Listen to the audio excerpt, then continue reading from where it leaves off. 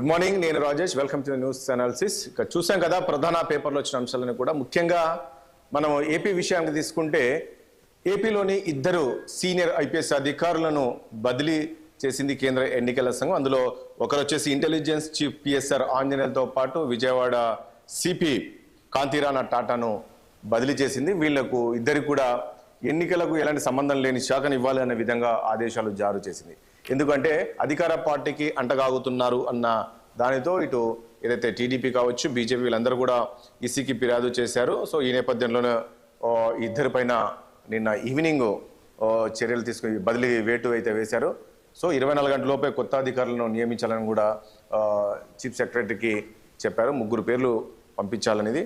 So ఇద్దరే కాదు, మరికొంతమంది అధికారులను కూడా బదిలీ చేయాలి అనేది ఈరోజు టీడీపీతో కావచ్చు, ఇటు బీజేపీ డిమాండ్ చేస్తుంది. ముఖ్యంగా చీఫ్ సెక్రటరీని, అదేవిధంగా డీజీపీని కూడా బదిలీ చేయాలి అనే విధంగా వీళ్ళు డిమాండ్ చేస్తున్నారు.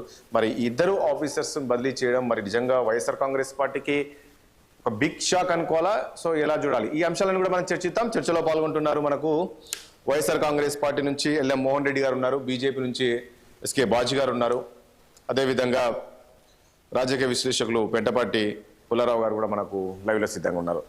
ముందుగా బాజీ గారు, గుడ్ మార్నింగ్ అండి. Good morning sir. బాజీ గారు, ఇద్దరు ఐపీఎస్ ఆఫీసర్స్ అయితే బదిలీ చేశారు. మీరు పురంధేశ్వర్ కూడా ఫిర్యాదు చేసింది. ఏంటి, ఎలా చూస్తారు దీన్ని? అంటే ఇద్దరితో సరిపోతుందా? ఇంకా అధికారులు ఉన్నారు, కింది స్థాయి అధికారులను కూడా బదిలీ చేయాలని ఒక డిమాండ్ ఏమి ఉన్నట్టుంది కదా, నిజమేనా? సార్ నమస్కారం రాజేష్ గారు, అదేవిధంగా ప్యానల్ ఉన్నటువంటి మోహన్ రెడ్డి గారికి, పుల్లారావు గారికి, పెద్దలు పుల్లారావు గారికి, చూస్తున్న వ్యూయర్స్ అందరికీ కూడా నమస్కారం అండి. సార్ ఒకటి అండి, ఇదేమి కక్షపూరితమైనటువంటి ఫిర్యాదులు కాదండి.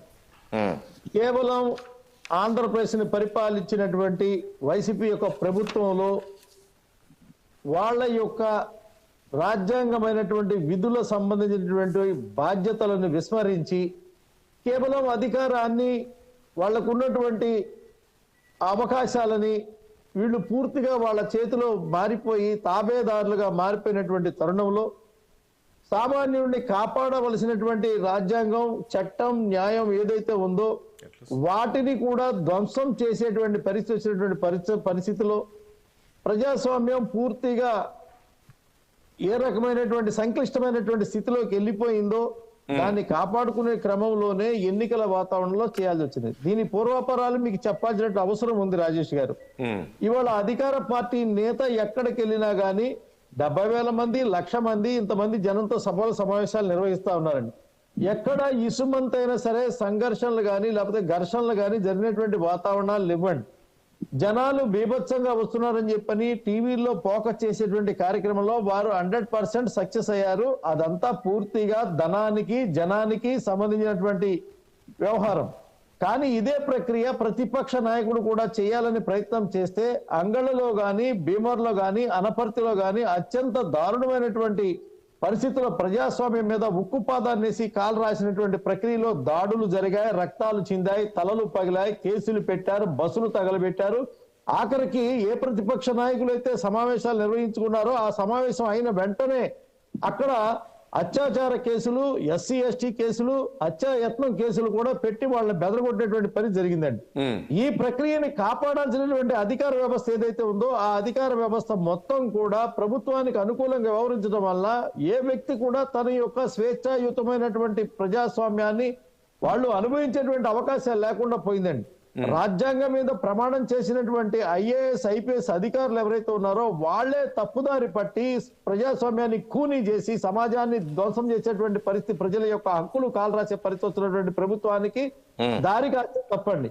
ఈ ప్రభుత్వం ప్రతిపక్షంలో ఉండగా పోలీసుల మీద నాకు నమ్మకం లేదని చెప్పినటువంటి వైనాన్ని మీకు గుర్తు చేస్తా ఉన్నానండి. ఇవాళ ఇక్కడ జరిగినటువంటి అంత మునుపు జరిగినటువంటి ఎలక్షన్ రిటర్నింగ్ ఆఫీసర్ ఉన్నటువంటి గిరీష్ షా ఏదైతే దొంగ ఓట్ల వ్యవహారంలో పూర్తిగా దొంగగా దొరికిపోయినటువంటి క్రమంలో గాని, అదేవిధంగా ఈ ప్రధానమంత్రి యొక్క సభని నిర్వీర్యం చేయాలని చెప్పిన ప్రయత్నంలో చేసినటువంటి పల్నాడు ఎస్పీ యొక్క నిర్లక్ష్య వైఖరి గాని, వాళ్ళు పోయినటువంటి పద్ధతి కానీ. ఒక విషయం అండి బాజీ గారు, ఒక విషయం. ఇప్పుడు ఈ ఇద్దరిని ఏదైతే ఇంటెలిజెన్స్ చీఫ్ ఆంజనేయులు కావచ్చు, తర్వాత ఇతను కావచ్చు, ఎవరు విజయవాడ కమిషనర్ కావచ్చు కాంతిరా, అంటే ప్రధానంగా వీళ్ళిద్దరి పైన మీరు చేసిన ఆరోపణలు ఏంటి? ఎందుకు ఫిర్యాదు చేయాల్సి వచ్చింది వీళ్ళు? కాంతిలాల్ టాటా గారు పూర్తిగా ప్రభుత్వానికి బద్ధుడై శాంతి భద్రతలు మొత్తం కూడా పక్కన పెట్టి అధికారంలో ఉన్నటువంటి ఎమ్మెల్యేల యొక్క అనుచరులు ఎక్కడైతే అక్కడ దొరికినటువంటి ఆస్తుల్ని కబ్జా చేసేటువంటి ప్రక్రియ, మున్సిపల్ కమిషన్ లో ఇల్లు కట్టాలన్నా ఇల్లు తీయాలన్నా ఏ విషయమైనటువంటి అయినా సరే ఆఖరికి రోడ్డు మీద పెట్టేటువంటి బడ్డీ కొట్టు మీద కూడా, సామాన్యుడు అమ్ముకున్న టీ కొట్టు మీద కూడా వాళ్ళ యొక్క దౌర్జన్యాలు సాగినాయండి. వాళ్ళ ఇష్టానుసారమే ప్రజలు బతకాలనేటువంటి పరిస్థితి పోతే, రక్షణ కోసం వారి దగ్గరికి పోతే రక్షించడం పోయి ఆఖరికి ఉదాసీన వైఖరిగా అధికారానికి అండగా కొమ్ము కాచినటువంటి ఫలితంగా రాష్ట్రంలో ఎక్కడా జరిగినటువంటి శాంతి భద్రత సమస్య ముఖ్యమంత్రికి కానీ లేకపోతే ఇక్కడ పక్కన ఉన్నటువంటి వెల్లంపల్లి శ్రీనివాసరావు గారికి కానీ జరిగినటువంటి సంఘటన సాక్షాత్తు విజయవాడలో జరిగింది. అదే ఒకనాడు మీకు గుర్తుపెట్టుకోండి సార్, ఒకనాడు చంద్రబాబు నాయుడు అధికారులు బాజీ గారు అంటే ఒకటి ఈ విజయవాడ సిపి మార్చడానికి ప్రధానంగా మొన్న జరిగిన ఏదైతే ముఖ్యమంత్రి పైన రాయి దాడి అని ఏదైతే ఉందో, సో ఇందులో పూర్తిగా పోలీసులు వైఫల్యం చెందారు అనేది కూడా ఒక ప్రధాన ఆరోపణ ఉంది. దాంతో పాటు అక్కడ రాయిపై దాడి జరిగింది ముఖ్యమంత్రి పైంది అని చెప్పేసి చెప్తున్న పోలీసులే చెప్పారు, కానీ అక్కడ రాయి లేదు ఏం లేదు, ఇదంతా కూడా ఒక బూటకం అనే విధంగా కూడా మీరు ఆరోపణలు చేశారు కదా. సో దీనిపైన కూడా ఈసీ సీరియస్ గా తీసుకొని సిసి దీనిపైన చర్యలు తీసుకొని ఉండొచ్చు అనుకోవచ్చా? సిపి పైన రాళ్ళైనా రప్పలైనా మన్నైనా మట్టి అయినా అక్కడ ఆఖరికి విసిరినవాడు అసలుడైనా లేకపోతే వాళ్ళ మనిషి అయినా ఈ దర్యాప్తు గాని వ్యవహారం గాని అంతా కూడా లోపభూయిష్టమైనటువంటి వ్యవహారం అయినటువంటి పరిస్థితిలో ఆ ప్రాంతంలో వాళ్లే ఆరోపించారండి. గంజాయి, హెరాయిన్, డ్రగ్గు ముఠాలు ఉన్నాయి అయ్యి అని చెప్పని ఆరోపించారండి. అసలు ఈ విజయవాడ నగర రాష్ట్రానికి తలమానికమైన నగరం. ఇక్కడ శాంతి భద్రతలు కాపాడటం విషయంలో ఆయన పూర్తిగా వైఫల్యం చెందిన పరిస్థితి, అధికార పార్టీకి బానిసగా మారి అధికార పార్టీ తాబేదారిగా. ఇంకో విషయం చెప్తున్నానండి, ఎక్కడైతే ఈ ఫిర్యాదు చేసిన తర్వాత, ఏది ఎన్డీఏ కూటమి ఫిర్యాదు చేసిన తర్వాత ఈయన కూడా వాళ్ళకి నాయకత్వం వహించి ఎలక్షన్ కమిషన్కి వెళ్ళి మా మనోధైర్యాలు దెబ్బతిన్నాయి, మా మానసికంగా మేము తగ్గిపోతున్నాం, మా యొక్క కీర్తి పరిస్థితి ఏదైతే ఐపీఎస్ గా మేము ట్రైనింగ్ అయ్యి ప్రమాణ స్వీకారం అన్ని కూడా మేము చేసి నిలబెట్టుకుంటుంటే మమ్మల్ని దెబ్బతీసేస్తున్నారని చెప్పని వెళ్ళి కంగారు పడిపోయి చేసినటువంటి ప్రయత్నం ఏదైతే ఉందో, ఇవాళ ఆయన స్వచ్ఛందంగా యూనిఫామ్ కూడా వదిలేసి ఐపీఎస్ కి రాజీనామా చేయాలండి. అతను చేయాల్సినటువంటి అవసరం ఉంది. ఎందుకు అని అంటున్నామనంటే ఈయనే అందరికీ సంఘం తరపున వెళ్ళి ఆయన ఇచ్చాడు ఫిర్యాదు. రెండవది పిఎస్ఆర్ ఆంజనేయులు, ఆయన వివాదాస్పదమైనటువంటి వ్యక్తి. విజయవాడ కమిషనర్ గా చేసినప్పుడు అనేకమైనటువంటి మహిళా సంబంధమైనటువంటి అంశాల్లో ఆయన వివాదాల్లో ఇరుక్కున్నటువంటి వ్యక్తి. ఆ పరిస్థితుల్లోనే ఆనాడు ప్రభుత్వం ఆయన మీద నేరం రుజువు అవడంతో పక్కా తీసి వెళ్ళినటువంటి వ్యక్తి. ఆ ప్రభుత్వం తీసింది కాబట్టి ఈ ప్రభుత్వం ఎంత తప్పుడు వాడైనా పర్వాలేదు, నాకు అనుకూలంగా ఉంటే చాలని తీసుకొచ్చినటువంటి పనిలో పిఎస్ఆర్ ఆంజనేయులు ఇచ్చినటువంటి ప్రతి అంశం కూడా ఇంటెలిజెన్స్ నివేదిక కేంద్రానికి ఇవ్వాల్సింది. ఈ రాష్ట్రంలో జరుగుతున్నటువంటి ఏదైతే అప్రజాస్వామికమైనటువంటి దౌర్జన్యకరమైనటువంటి ప్రజా వ్యతిరేకమైనటువంటి కార్యక్రమాలు ఏవైతున్నాయో వీటన్నింటినీ కూడా ప్రభుత్వానికి అనుకూలంగా మార్చడం, ఎక్కడ ప్రభుత్వానికి వ్యతిరేకంగా ఉందో అక్కడ ప్రభుత్వానికి అందించి వాళ్ళని ప్రభుత్వానికి అనుకూలంగా చేయటం. ఇదేమన్నా రాజనీక వ్యవస్థ కాదు కదా రాజేష్ గారు. రాజనీక వ్యవస్థ అయితే గూఢచార వ్యవస్థ ఏం చెప్పిందంటే రాజుగారికి ఏదైనా ఎక్కడ జరుగుతుందంటే చెప్పి రాజుగారికి చెప్పింది. కానీ ఇది ప్రజాస్వామ్యం, ఇది ప్రభుత్వాన్ని కాపాడటం కోసం కాదు చేయాల్సింది. జరిగినటువంటి మంచైనా చెడైనా సరే నివేదించడం నిజాయితీగా ఉండాలి. కానీ ఆ వ్యక్తులు పూర్తిగా అతను చేతిలో ఉండేది ఎన్నికల కమిషన్ గమనించింది కాబట్టి వాళ్ళ బదిలీ చేయడం జరిగింది. ఇది సమాజానికి మంచి జరిగింది అనేటువంటి భావన మాకు కలిగింది. ఇది నిరంతర ప్రక్రియ. మోహన్ రెడ్డి గారు నమస్కారం అండి. మీకు ప్యానెల్లో పాల్గొన్న పెద్దలకు, అందరికీ, చూస్తున్న వీక్షకులకు. మోహన్ రెడ్డి గారు, ఇప్పుడు నేను ఇంతకుముందు అన్నట్లు ఇది వైసీపీకి ఒక బిగ్ షాక్ అని చెప్పుకోవచ్చా ఈ అధికారులు మార్పు?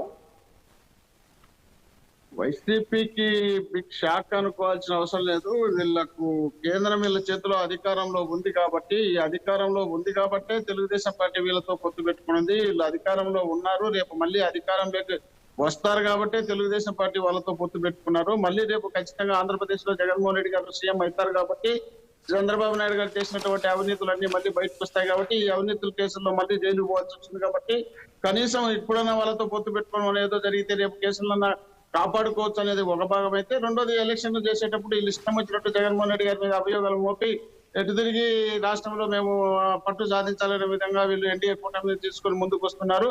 జగన్మోహన్ రెడ్డి గారికి జరిగినటువంటి ఈ మేము సిద్ధం సభలు బ్రహ్మాండంగా జరుగుతుంటే వాటికి వచ్చేసి జగన్మోహన్ రెడ్డి గారు ఏదో డబ్బులు పెట్టి ఖర్చు పెట్టి లక్షల కోట్లు ఖర్చు పెట్టి దాన్ని సక్సెస్ చేసినారని బాజీ గారు చెప్తున్నారు. మరి జగన్మోహన్ రెడ్డి గారు 5 సంవత్సరాల్లో లక్షలు కోట్లు పెట్టి ఉండి 14 సంవత్సరాలు ముఖ్యమంత్రిగా ఉన్నటువంటి చంద్రబాబు నాయుడు గారు ఎన్ని లక్షల కోట్లు సంపాదించుండాలి, ఎన్ని ఖర్చు పెట్టుండాలి, ఆ ఖర్చులో ఎంత ఇల్లు ప్రజలకు పంచిండాలి, ఆ ప్రజలు పంచితే కూడా తిని ప్రజలు ఎందుకు ఇలా మొఖాన పక్కకు దొబ్బేస్తున్నారు, మీరు మీ సభలు వద్దు, మీరు చేసినటువంటి ఘనకార్యం చాలని వాళ్ళని బయటకు ఎందుకు పంపిస్తున్నారు, వీళ్ళ మీటింగ్లకు ఎందుకు వెళ్ళలేదు అంటే ఒకటి మోహన్ రెడ్డి గారు విషయం అది కాదు. మోహన్ రెడ్డి గారు విషయం ఏంటంటే ఇప్పుడు వీళ్ళ పైన ఆరోపణలు ఏంటి అంటే వీళ్ళు అధికారులు ప్రజల కోసం ఉండాలి. సో కానీ ఇక్కడ ఒక అధికార పార్టీకి అంటే వీళ్ళు చెప్పే అధికార పార్టీకి అంటగాగుతూ ఇది పార్టీ పనులు చేసే విధంగా వీళ్ళు చేస్తూ ఉన్నారు కాబట్టి పార్టీకి ఒక అంటగాగుతుండడము, వైసీపీకి ఒక మేలు చేసే విధంగా వీళ్ళ చర్యలు ఉన్నాయనే దానిపైన వీళ్ళు ఫిర్యాదు చేశారు. మొన్న ముఖ్యమంత్రి పైన కూడా దాడి జరిగిన సమయంలో కూడా ఇప్పుడు ఎవరైతే కమిషనర్ ఉన్నాడో కమిషనరు ఆ భద్రతా వైఫల్యాలు అక్కడ ఏం జరిగింది దానిపైన చర్యలు తీసుకోలేదు. అక్కడ రాయిపై దాడి జరిగిందని పోలీసులే చెప్తున్నారు. కనీసం ఆ రాయి ఎక్కడ ఉందో తెలియదు, అసలు ఏం జరిగిందో కూడా తెలియదు. సో ఇవన్నీ కూడా ఇది కావాలని చేశారు, వైసీపీకి అనుకూలంగా ఉండే విధంగా పోలీసులు ఇవన్నీ క్రియేట్ చేశారు అనేది కదా ఆరోపణ చేస్తుంది. వీళ్ళే కాదు ఇప్పుడు డీజీపీని కూడా మార్చాలి, సిఎస్ని కూడా మార్చాలి, ఫిర్యాదు ఇవ్వబోతున్నారు ఎవరు పురంధేశ్వరి అనేది ఒక టాక్. వీళ్ళందరూ కూడా మారుస్తే గానీ ఫ్రీ అండ్ ఫేర్ గా ఎన్నికలు జరగవు అని. ఇప్పుడు జగన్మోహన్ రెడ్డి గారి మీద దాడి జరిగింది, జగన్మోహన్ రెడ్డి గారికి ఇది గాయమైంది. జగన్మోహన్ రెడ్డి గారి మీద దాడి జరిగినందుకు అధికారులు సరిగా చేయలేదని ఎన్నికల కమిషన్ వీళ్ళని ట్రాన్స్ఫర్ చేసిందని మీరు అంటున్నారు. ఇంకొకవేళ ఏమంటున్నారు, వీళ్ళు వైసీపీకి ఒత్తాస పలుకుతున్నారు, ఒత్తాస పలకబట్టే మేము వీళ్ళను ట్రాన్స్ఫర్ చేయాలని చెప్తున్నామని బీజేపీ వాళ్ళు, తెలుగుదేశం వాళ్ళు, ఈ ఉమ్మడి కూటమి చెప్తున్నారు.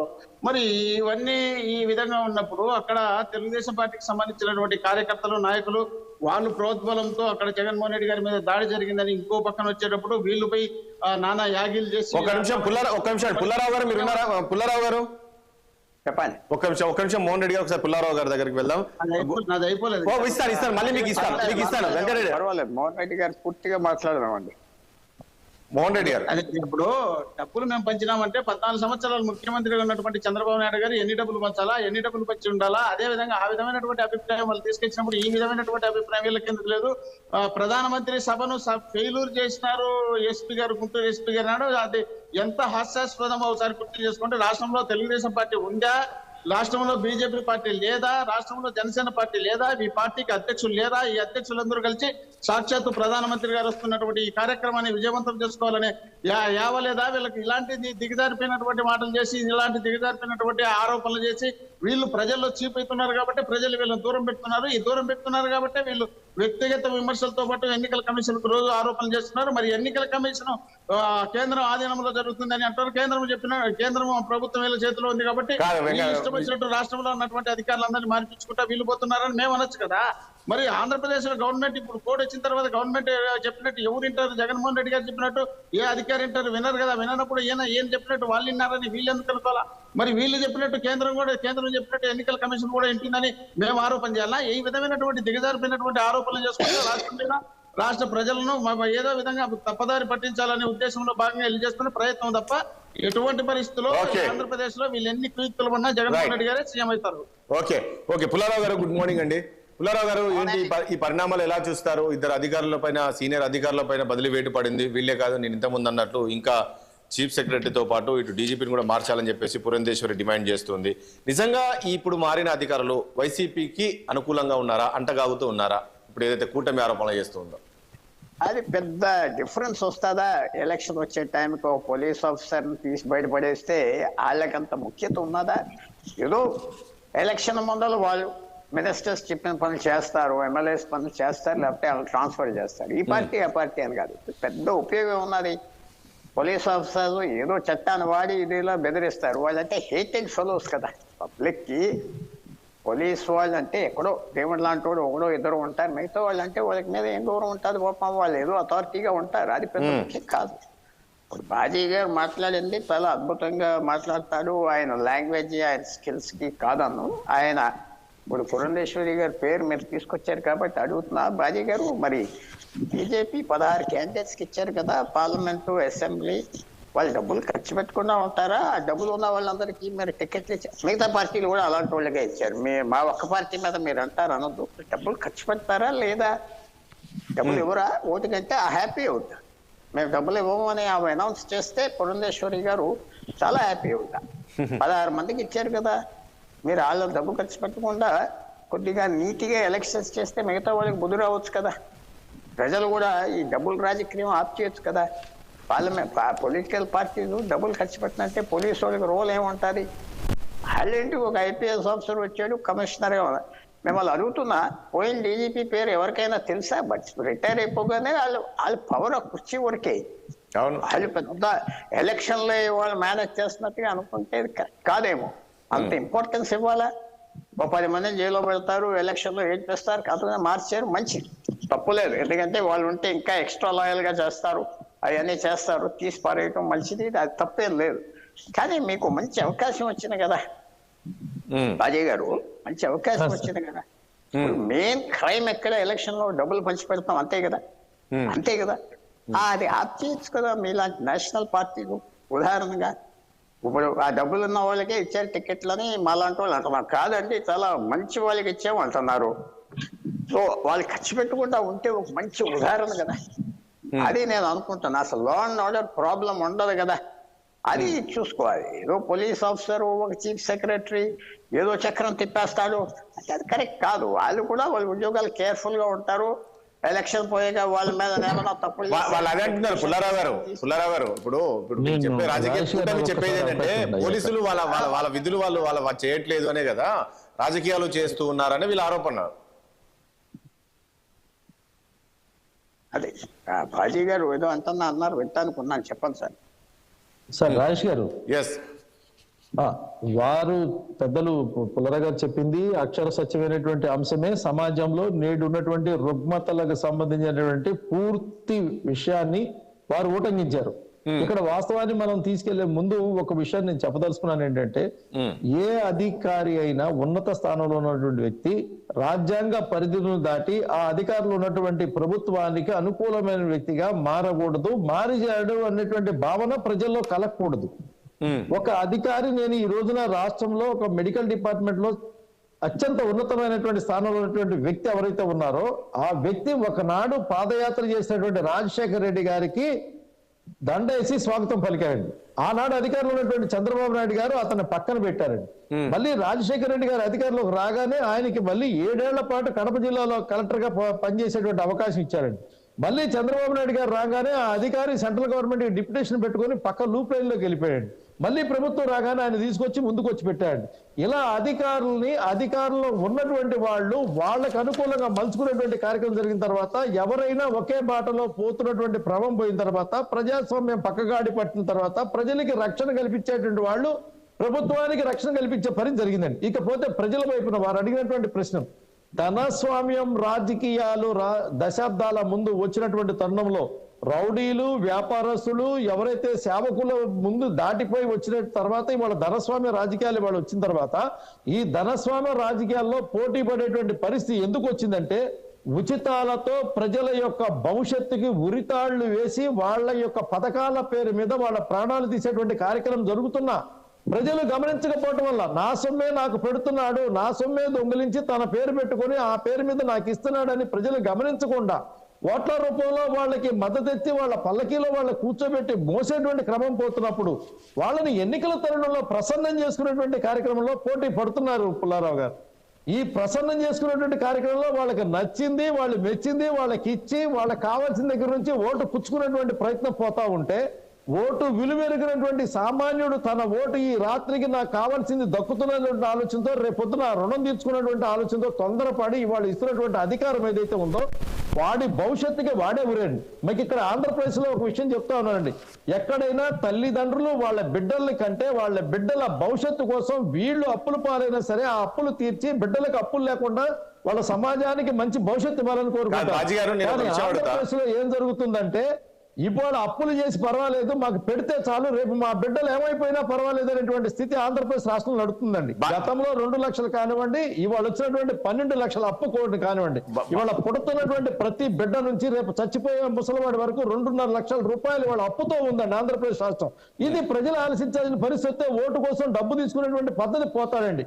ఆ ఓటు డబ్బులు వాడిస్తే నేను గెలవనేమో, నేను కూడా ఇవ్వాలని చెప్పని ఈడో 100 కోట్లు వాడో 100 కోట్లు ఖర్చు పెట్టి ప్రజల ముందుకెళ్ళి చేసిన తర్వాత మళ్ళీ అదే సొమ్ము ఎలా సంపాదించుకోవాలో కాదు, కాదు, బాజీ గారు. రాజకీయ వ్యాపారం జరుగుతున్న బాజీ గారు ఒకటి పాయింట్ సరే బాజీ గారు పెద్ద ప్రశ్న పుల్లారావు గారు. బాజీ గారు సరే అది ఓకే. నేను ఏమడుగుతున్నాను, మీరు ఎందుకు పదే పదే అధికారుల పైన ఫిర్యాదులు చేస్తున్నారు? వీళ్ళు ఏం వీళ్ళ ఎఫెక్ట్ ఎంత వరకు ఉంటుంది ఎన్నికల్లో? వాళ్ళు ఏం ప్రభావం చేస్తారు, ఏం మేనేజ్ చేస్తారు? ఇంతకుముందు పుల్లారావు గారు అంటూ ప్రతిసారి ఇప్పుడు మీరు ఇప్పుడు ఈ పై స్థాయి అధికారులే గారు, మీరు కింది స్థాయి అధికారులపై కూడా చర్యలు తీసుకోవాలంటున్నారు. ఎందుకు ఆ పరిస్థితి వస్తుంది? వీళ్ళు ఏం మేనేజ్ చేయగలరు అక్కడ ఓటర్స్ ని? సార్ ఇక్కడ 500 రూపాయలు తీసుకున్నటువంటి అవినీతి దగ్గర నుంచి 500 కోట్ల రూపాయలు అవినీతి చేసేవాడి అందరికీ కామన్ రిలేషన్ చుట్టం అయినటువంటి మాట ఒకటే, అవినీతి. ఈ అవినీతిలో గతంలో పరిపాలించినటువంటి వాళ్ళు కూడా ఏం చేసేవారంటే, విజయవాడలో అవినీతికి పేరు కాసి ఏసీబీ ట్రాప్ దొరికినటువంటి ఎంఆర్ఓనో ఎండిఓనో ఎవరన్నా ఉంటే అతను పట్టుకొని ఆ అవినీతి సొమ్మే మళ్ళీ రాజకీయ నాయకుడికి ఇస్తే ఆ డబ్బు తీసుకున్నటువంటి అధికారి మళ్ళీ పక్కన ఉన్నటువంటి మంగళగిరిలో పోస్టింగ్ వేయించుకుంటాడండి. ఇక్కడ ఎంత పోగొట్టుకున్నాడో అక్కడ సంపాదించుకునేటువంటి అంత వెళ్తుంది. ఇక్కడ ఏమంటారంటే అధికారులు రాజకీయ అండతో వాళ్ళు ప్రజలని పీడించేటువంటి పరిస్థితి పోయినప్పుడు వారు అన్నారు ఒక మాట ఏమన్నారంటే, అందరూ అలా ఉండరు అనేది 100% కరెక్ట్ అండి. అలా అందరూ ఉండరు. అలా అందరూ ఉండరు. వాళ్ళు ఎక్కడ ఉంటారంటే లూప్ లైన్ లో ఉంటారు. ఏ ప్రభుత్వం వచ్చినా సరే లూప్ లైన్ లో ఉంటారు.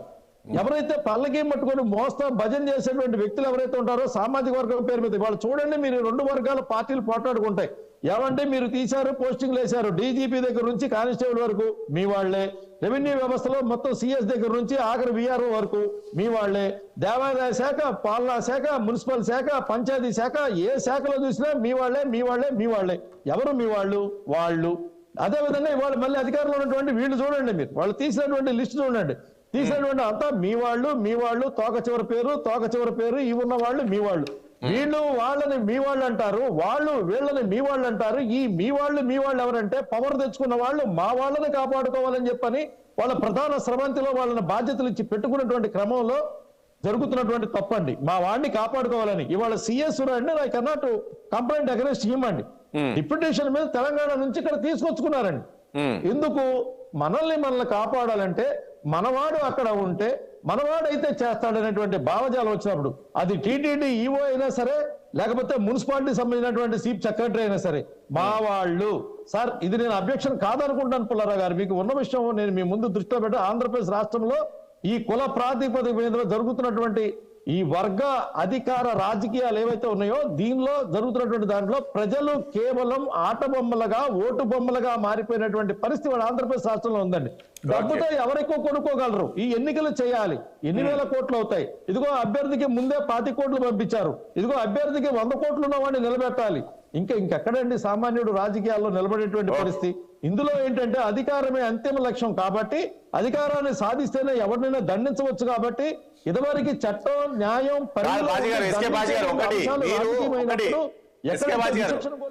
ఒక ఆరోపణలో ఉంది మీ కూటమి పైన, ఎందుకంటే వీళ్ళకు ఓటమి భయం పట్టుకుంది.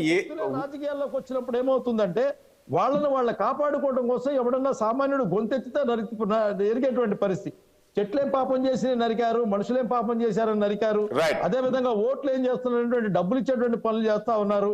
ఇవాళ ప్రజల పాలకులు కాస్త ప్రజల పీకలు కోసేటువంటి పరిస్థితికి వచ్చేటువంటి స్థితిలో అధికారులను అండగాసినప్పుడు వాళ్ళు తప్పు అనుకుంటాం. సార్ మీరేం చేస్తున్నారు? చట్టాన్ని పోలీస్ స్టేషన్కి వెళ్ళి అయ్యా నాకు రక్షణ కల్పించండి అని అంటే అవతల ఎమ్మెల్యే గారు ఫోన్ రాగానే తప్పు చేసిన వాడిని లోపల కూర్చోబెట్టి చేయని వాడిని లోపల సెల్ల వేస్తే ప్రజాస్వామ్యం పట్ల తిరుగుబాటు దాడుగా మాట్లాడుతూ విశ్వాసాన్ని కోల్పోయి వాడు ఆత్మహత్య చేసుకునేటువంటి పరిస్థితి అవుతుంది. సార్ ఇవాళ సమాజంలో దౌర్జన్యకరమైనది రాజకీయ క్రీడ నడుస్తా ఉంది. ఈ పాలన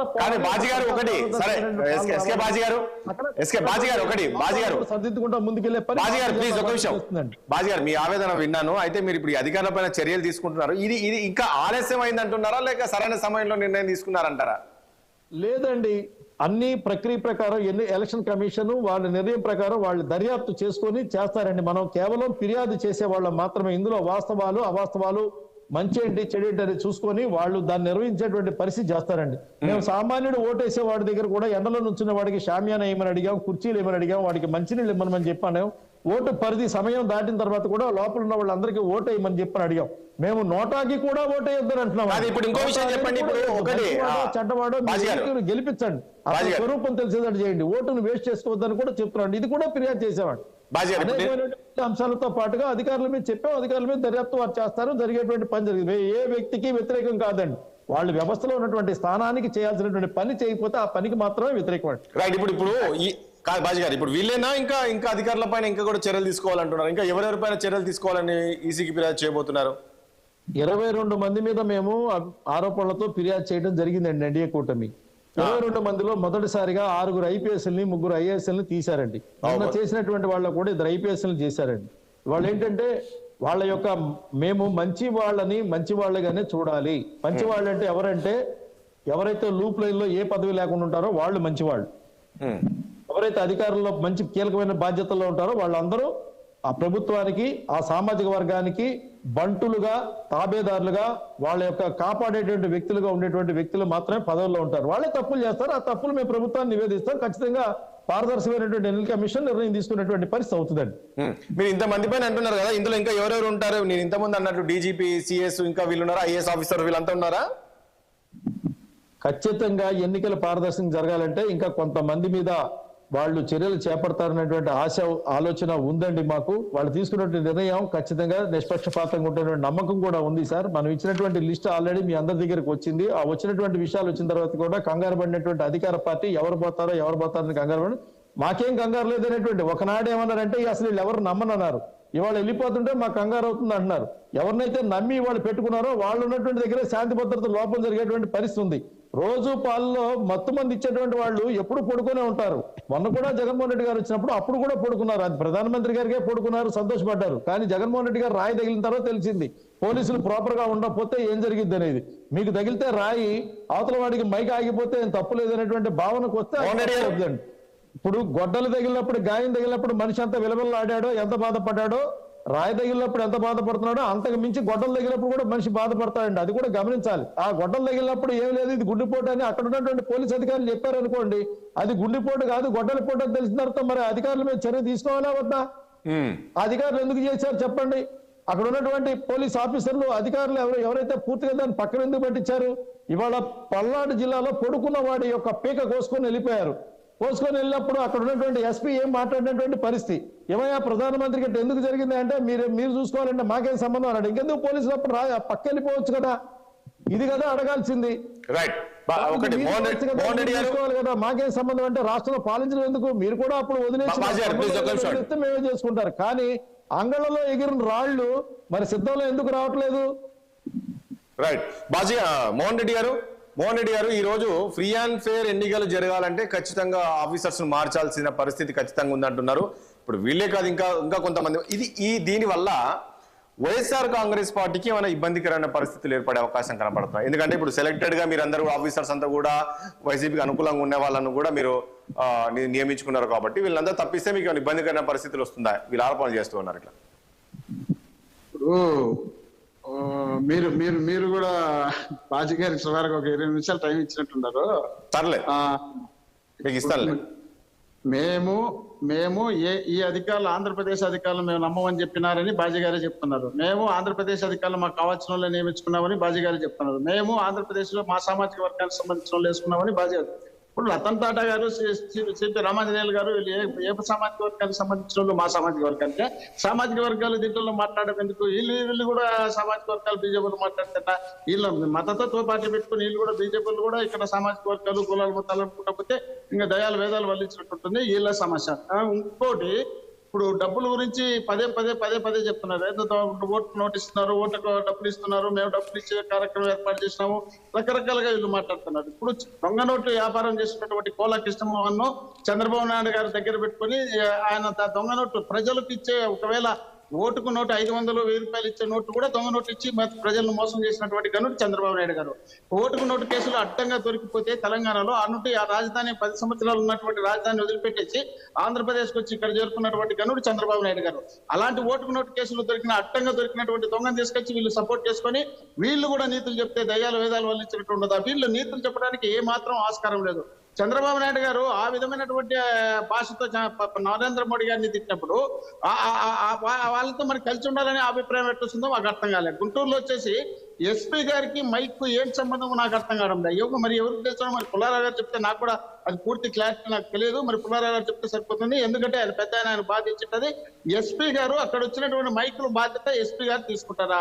ఎందుకు ఆయన తీసుకుంటారు? రెండోది అంగళ్ళ గురించి చెప్తున్నారు. అంగళ్ళలో బైపాస్ లో మేము పోతామని చెప్పి పెద్ద మనిషి గ్రామాల్లోకి పోయి అక్కడ మదనపల్లికి దూరి అక్కడ పోయి తనలు దిగి అది తీసుకొచ్చి జగన్మోహన్ రెడ్డి గారి మీద వృత్తి రాళ్ళేస్తారని చెప్తారు. అక్కడ పోయి ఉద్దేశపూర్వకంగా రెచ్చగొట్టినటువంటి వాయిస్ కూడా పెట్టి చూపించిన తర్వాత పోలీసుల మీదకి దాడులు చేసిన తర్వాత వీళ్ళు కూడా వాళ్ళ అంగళ్ళలో రాళ్ళు ఎందుకు పడలేదు, జగన్మోహన్ రెడ్డి గారి మీద రాళ్ళు ఎందుకు పడినట్టు. మరి రాళ్ళు పడినప్పుడు అక్కడ ఉన్నటువంటి అధికారుల పైన మేము ఫిర్యాదు చేయాలి, కానీ మీరు ఫిర్యాదు చేస్తున్నారు. మీ క్యాండిడేట్ రాళ్ళు వేయించినారు కాబట్టి మీ పైన మేము కంప్లైంట్. వీళ్ళు ఏమంటారంటే మోహన్ రెడ్డి గారు ఇక్కడ ఏమంటారంటే మోహన్ రెడ్డి గారు ఇక్కడ లేకుండా చేయాలని. మోహన్ రెడ్డి గారు విషయం ఏంటంటే ఎందుకు ఫిర్యాదు చేశారు కూటమి అంటే అక్కడ రాయి విసిరారు జగన్మోహన్ రెడ్డి పైన, ముఖ్యమంత్రి పైన అని చెప్పేసి పోలీసులే ఎట్లా నిర్ధారిస్తారు? పోలీసులే చెప్పారు. మరి ఆ రాయి ఎక్కడ ఉంది అంటే ఇదంతా కూడా కాస్త పాజిటివ్ గా, ముఖ్యమంత్రికి ఒక పాజిటివ్ గా పోలీసులు ఇవన్నీ కట్టుకథలు అల్లుతున్నారు. అక్కడ ఏది లేదనే కదా వీళ్ళు ఇదంతా ఆరోపణలు చేస్తున్నారు. ఇప్పుడు నిజంగా వైసీపీకి అనుకూలంగా ఉండేవో లేక నిజంగా వైసీపీ లేదన్న రాతాంతం చేయాలనుకుంటే సీఎం గారి మీద రాలేసినప్పుడు అప్పుడే తెలుగుదేశం పార్టీ మంది ఇళ్ల మీద దాడులు చేసి వాళ్ళ పార్టీలు తగలబెట్టి వాళ్ళని కాల్చి చేయాల్సిన మరి ఆ విధమైనటువంటి అభిప్రాయం జరగకుండా అక్కడ ఉన్నటువంటి పోలీసులు నిర్బంధించినారు. అక్కడ ఉన్నటువంటి మా కేడర్ను కూడా మా నాయకుడు కంట్రోల్ చేసినాడు. మరి దీన్ని దృష్టిలో పెట్టుకోకుండా వాళ్ళు ఈ విధమైనటువంటి వాళ్ళు ఏదో రాయి వేయించినారు, వీళ్ళు ఏదో రాయి వేసినారు, రాయి ఓటు వాళ్ళు చెప్పుకుంటూ ముఖ్యమంత్రి పైన మోహన్ రెడ్డి గారు ఎస్కే బాజీ గారు ఏమో చెప్తున్నారు. మోహన్ రెడ్డి గారు దాన్ని కూడా వీళ్ళు ఖండించాలని మోహన్ రెడ్డి గారు దాన్ని కూడా రాజకీయం చేస్తున్నారు. మోహన్ రెడ్డి గారు ఒక నిమిషం, మోహన్ రెడ్డి గారు ఒక్క నిమిషం, ఏదో ఎస్కే బాజీ గారు ఏదో అడుగుతున్నారు, క్వశ్చన్ అడుగుతున్నారు. ఒక్క నిమిషం చూద్దాం. మీకే సార్, రాష్ట్రంలో ఏదైనా సరే ఒక ప్రత్యేక పరిస్థితి అనేటువంటి ఒక క్రిటికల్ ఘర్షణ జరిగితే దాని మీద సిట్ దర్యాప్తులు వేసుకుంటాం సార్. సిట్ కూడా కాదు అనుకున్నప్పుడు పరిధి దాటితే సిబిఐ దర్యాప్తు వేసుకుంటాం సార్. వివేకానంద రెడ్డి గారి హత్య తర్వాత జరిగినటువంటి జగన్మోహన్ రెడ్డి గారి డిమాండ్ సిబిఐ దర్యాప్తు వేయమని సార్. సిబిఐ దర్యాప్తు వేయనందుకు చంద్రబాబు నాయుడు గారిని ప్రజలు అనుమానించారు సార్. ఆ తర్వాత అధికారంలోకి వచ్చినటువంటి జగన్మోహన్ రెడ్డి గారు వేసినటువంటి సిబిఐ దర్యాప్తును కూడా సిబిఐ మాకు అవసరం లేదని చెప్పి ఆయన తీసేశారు సార్. ఈ దర్యాప్తులు ఎందుకు వెళ్తాయంటే పుల్లారావు గారు కూడా నేను చెప్తాను, ఈ స్థాయిలో ఇక్కడ పని చేయకపోయినప్పుడే సిబిఐ దర్యాప్తు చేయాలని చెప్పి ఇక్కడ నాయకుల మీద, ఇక్కడ ఉన్నటువంటి అధికారుల మీద నిష్పక్షపాతం మీద నమ్మకం లేనప్పుడు జరిగేటువంటి పరిస్థితి. నిన్న రాయేసినప్పుడు సందర్భం కూడా గవర్నర్ గారి దగ్గరికి ఎన్డీఏ కూటమి వెళ్ళి సిబిఐ దర్యాప్తు చేయమని చెప్పని ఎన్డీఏ కూటమిలో ఉన్నటువంటి నాయకులు వెళ్ళి అడగటం జరిగింది సార్. జస్ట్ మీ నోటీసులో పెడుతున్నారు, వారు ఏమి అడగరు అనుకుంటున్నారని వాళ్ళ ఉద్దేశం. మేము కూడా సిబిఐ దర్యాప్తు అడిగాం జగన్మోహన్ రెడ్డి గారు రాయి తగలటం అనేది. ఓకే రైట్ మోహన్ రెడ్డి గారు, ఇప్పుడు గవర్నమెంట్ వాళ్ళదే కదా, సిబిఐ వేయచ్చు కదా, వాళ్ళు వేయచ్చు కదా, మళ్ళీ అడవి అడగడం ఏముంది, వేసి పెడితే సరిపోతుంది కదా.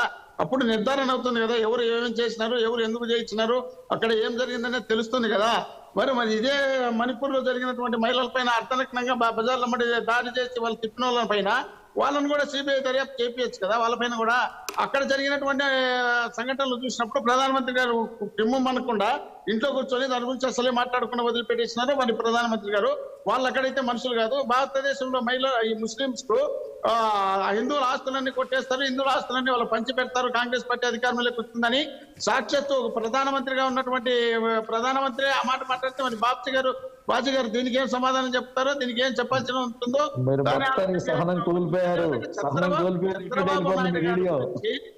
చంద్రబాబు నాయుడు గారి గురించి వీళ్ళు ఎంత తక్కువ మాట్లాడితే అంత బాగుంటుంది. వీళ్ళు ఎంత పొత్తు పెట్టుకున్నారో వీళ్ళను ప్రజలు చూసి బయట పెట్టారు కాబట్టి వీళ్ళు ఆంధ్రప్రదేశ్ లో ఉన్నటువంటి మొత్తం అధికారులు అందరినీ కూడా ఎన్నికలకు దూరంగా పెట్టి, ఒకవేళ గుజరాత్ నరేంద్ర మోడీ గారికి సంబంధించినటువంటి అధికారులు పెట్టుకున్న ప్రజలైతే తీర్పిచ్చేదానికి సిద్ధంగా ఉన్నారు.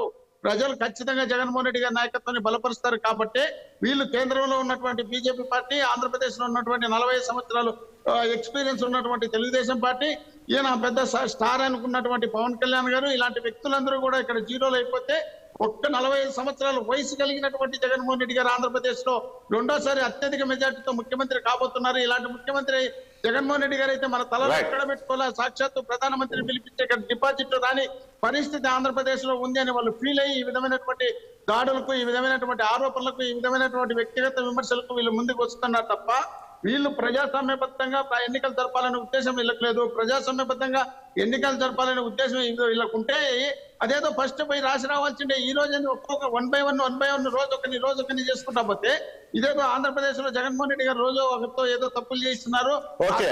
జగన్మోహన్ రెడ్డి గారే చేయించినారు కాబట్టి జగన్మోహన్ రెడ్డి గారి మీద ఆరోపణ చేసే ప్రజలు నమ్ముతారు, నమ్మి మనకేమన్నా డైవర్ట్ ఇస్తారనే ఆలోచనలో భాగంగా వీళ్ళు ప్రయత్నం చేస్తున్నారు. వీళ్ళు ఎన్ని ప్రయత్నాలు చేసినా ఆంధ్రప్రదేశ్ ప్రజలు జగన్మోహన్ రెడ్డి గారి నాయకత్వాన్ని బలపరచాలని ఎప్పుడో ఫిక్స్ అయినారు కాబట్టి వీళ్ళు వాలంటీర్లు తొలగించినా, గ్రామ సెక్రటరీలు తొలగించినా, లేక ఇంకోని తొలగించాలనుకున్నా జనం అండి ఇక్కడ ఓటేసేది అధికారులు.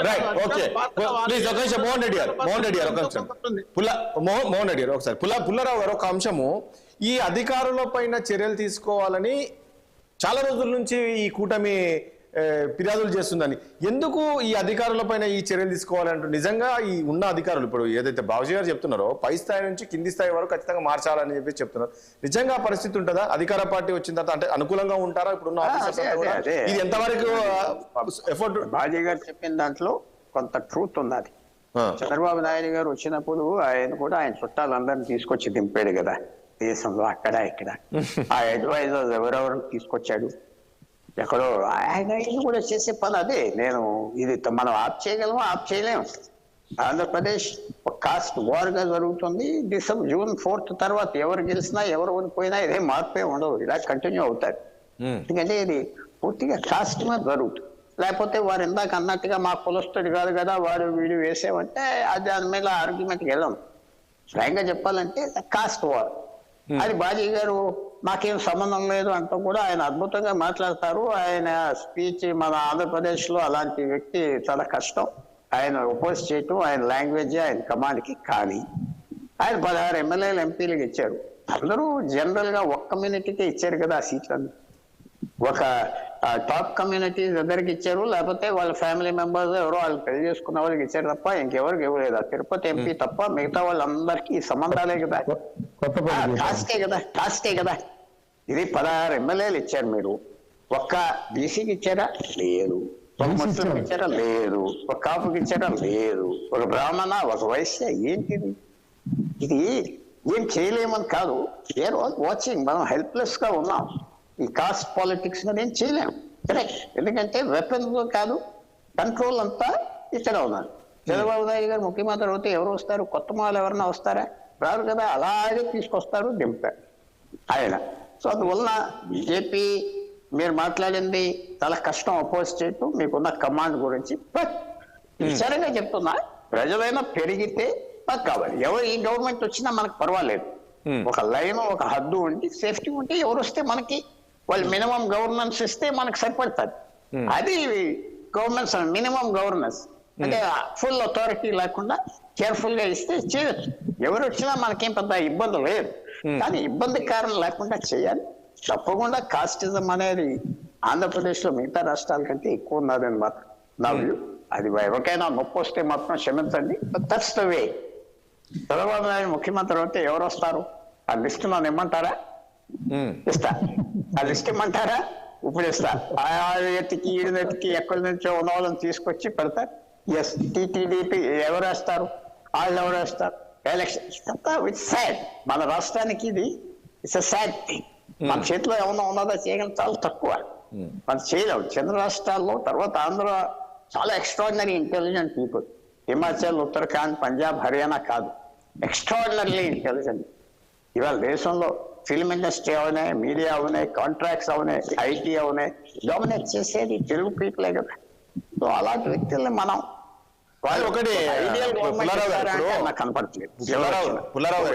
ఇప్పుడు ఇంటెలిజెన్స్ చీఫ్ రాంజనేయులు గారు, ఇప్పుడు ఆయన పైన అనుమానం ఏంటంటే ఫోన్ ట్యాపింగ్ జరుగుతుంది అనే దానిపైన వీళ్ళు ఆరోపణలు చేస్తున్నారు. ఎందుకంటే ఇప్పుడు కోటరెడ్డి విషయంలో కూడా ఆ రోజులో మనం చూసాం. కోటరెడ్డి విషయంలో కోటరెడ్డి మీ ఫోన్ ట్యాప్ అవుతుంది, మీరు జగన్మోహన్ రెడ్డి ఇలా మాట్లాడుతున్నారు, అలా మాట్లాడుతున్నారు ముఖ్యమంత్రి అన్నప్పుడే ముఖ్యమంత్రి ఏం చర్యలు తీసుకోలేదు అతని పైన ఈ రకంగానే. అంటే సో ఇవి కూడా వీళ్ళ ప్రతిపక్షాల ఫోన్ ట్యాపింగ్ చేస్తున్నారు అనే దానిపైన కూడా ఫిర్యాదు చేసినట్టు ఉన్నారు ఆంజనేయుల పైన. పిఎస్ ఆంజనేయులు అది ఒకటి ఒకే మాట చెప్తాను టైంకి. అది సెంట్రల్ గవర్నమెంట్ పట్టేయచ్చు. తెలంగాణలో ఫోన్ ట్యాపింగ్ చేసేది సెంట్రల్. ఫోన్ ట్యాపింగ్ చేసేది సెంట్రల్ టెలిగ్రాఫ్ యాక్ట్ కి సంబంధంగా ఉన్నది. ఫోన్ ట్యాపింగ్ చాలా సీరియస్ ఇష్యూ, చాలా సీరియస్ ఇష్యూ. ఒక ప్రభుత్వం చేయి ఉన్నది అంటే నిజంగా గవర్నమెంట్ డిస్మిస్ చేయదు. ఎందుకంటే ఇది సెక్యూరిటీ కాంప్రమైజ్ అయిపోయిందని. చాలా సీరియస్ ఇష్యూ. మరి ఆఫీసర్స్ అలా పని చేస్తున్నారని చెప్పను, కానీ చేస్తున్నారని అనుమానం వస్తే మాత్రం అది మొత్తం సిస్టమ్. తెలంగాణలో చూసాం కదా అలిగేషన్ తెలంగాణలో జరిగిందని నేను చెప్పను. ఆ సీరియస్ అలిగేషన్ బయటకు వచ్చినాయి కాబట్టి ఇది కూడా ఎంక్వైరీ చేయాలి. దీనిలో సత్యం ఉన్నదా అసత్యం ఉన్నదా చూడాలి. తప్పకుండా సీరియస్ సిచ్యువేషన్ మాత్రం ఫోన్ ట్యాపింగ్ ఎవరు చేసినా, నేను చేస్తున్నా మీరు చేస్తున్నా, ఇక ప్రైవసీ లేకపోతే ఇండివిజువల్స్ కి అది చాలా అసహ్యమైన విషయం కదా. మనం వింటున్నాం తెలంగాణలో జరిగింది, చాలా అసలు అంత అవసరం కూడా లేదు. రాజకీయ నాయకులు ఎవరో ఫోన్ ట్యాప్ చేస్తే దానివల్ల ఏదో మార్పు వచ్చేస్తుంది అనుకోవడం, వాళ్ళు కూడా చాలా తప్పు అంచనాలు వేస్తున్నారు. ఒక వ్యక్తి ఏదో ఇంకో వ్యక్తితో మాట్లాడేదో పెద్ద కుట్ర చేశారని, అది అంతా waste of time. Clean action, political action అయితే సరిపడుతుంది. Thank you. రైట్, చూద్దాం ఏం జరగబోతుందో చూద్దాం. థ్యాంక్ యూ అండి చర్చలో పాల్గొన్నందుకు పుల్లారావు గారికి, అదేవిధంగా బాజీ గారికి, మోహన్ రెడ్డి గారికి చర్చలో పాల్గొన్నందుకు మీ అందరూ కూడా ధన్యవాదాలండి. చూసాం కదా మొత్తానికి ఏపీలో ఇద్దరు సీనియర్ అధికారుల పైన బదిలీ అయితే వేటు అయితే వేసింది సిఈసి, ఇటు కమిషనర్తో పాటు ఇంటెలిజెన్స్ చీఫ్ పైన. వీళ్ళే కాదు మరికొంతమంది ఆఫీసర్స్ పైన కూడా చర్యలు తీసుకోవాలని చెప్పేసి కూడా ఇటు బీజేపీ కావచ్చు, అదేవిధంగా ఇటు టీడీపీ కూడా ఈసీకి ఫిర్యాదు చేస్తూ ఉన్నారు. వీళ్ళందరూ కూడా వైఎస్ఆర్ కాంగ్రెస్ పార్టీకి అనుకూలంగా పనిచేస్తున్నారని చెప్పేసి వీళ్ళు ప్రధానంగా ఆరోపణలు చేస్తున్నారు. చూడాలి మరి ఏం జరగబోతుంది రాబోయే రోజుల్లో, ఎన్నికల సమయంలో ఇంకా ఎవరెవరు అధికారులు మారబోతున్నారు, మరి ఇదైతే డిమాండ్ చేస్తున్నారు. పురంధేశ్వరి కూడా చెప్తూ ఉంది ఇటు డీజీపీతో పాటు చీఫ్ సెక్రటరీని కూడా మార్చాలి అని చెప్పేసి కూడా, బదిలీ చేయాలని చెప్పేసి కూడా ఫిర్యాదు చేస్తూ ఉన్నారు. నిజంగా పరిస్థితి ఉందా, మరి వీళ్ళందరినీ కూడా బదిలీ చేయబోతున్నారా, వైసీపీకి నిజంగా అనుకూలంగా ఉన్నారా, దీనివల్ల మరి వైఎస్ఆర్ కాంగ్రెస్ పార్టీకి కాస్త ఇబ్బందికరమైన పరిస్థితులు ఏర్పడుతుందా ఈ అధికారులు మారితే? సో ఇలాంటి అంశాలను కూడా చూడాల్సి ఉంటుంది. రాబోయే రోజులు ఏం జరగబోతుంది ఏంటి అనేది ఇది వాళ్ళ చర్చ. రేపు అంశంతో మళ్ళీ కలుద్దాం. చూస్తుండే 60 సామాన్యుడే ఆరో ప్రాణం.